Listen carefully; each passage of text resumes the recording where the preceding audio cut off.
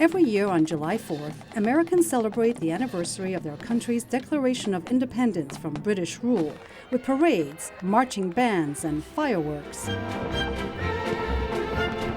But inside the museum in downtown Washington, a museum dedicated to news and journalism, there's a quieter celebration going on, an exhibit that examines the power of the press in 18th century America. This is an exhibit that tells the story of the printers and publishers in colonial America who helped make the case for independence, who fanned the flames of revolution. When freedom finally came, it was the Pennsylvania Evening Post that first published the newly adopted Declaration of Independence. Today we get news over our Facebook feeds, or on Twitter or Instagram, or on the radio or on television. Back then, newspapers were it. This is the way ideas were debated and discussed, where people argued pro or con to leave Great Britain.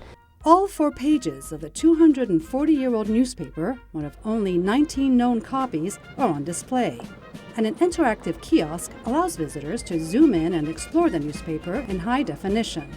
But what laid the path to freedom, many believe, were publications like Common Sense, a pro-independence pamphlet published by Thomas Paine, one of America's founding fathers. You know, America was one of the most literate countries at the time. Almost half of the people who could read had heard or read parts of Common Sense, which is incredible when you think about it. Common Sense was read in taverns.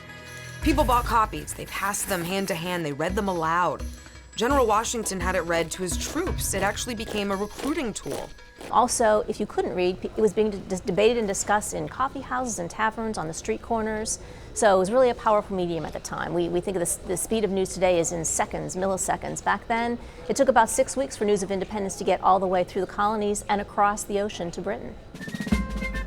The story of Paine and other brave patriots is told in large illuminated panels around the gallery in the form of a graphic novel, and in the museum-produced video narrated by several high-profile media figures, including comedian Louis Black, who talks about Benjamin Town, publisher of the Pennsylvania Evening Post. It was a stop the presses moment. Town even said, "Stop the press." Back then, a press was literally a press. Patty Rule says the media images in the exhibit, 1776 Breaking News Independence, help illustrate the power of the press, then and now. A concept that ties in perfectly with the mission of the museum.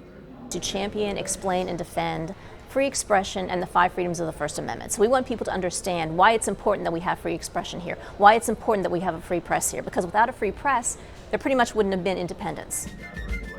Julie Taboh, VOA News, Washington.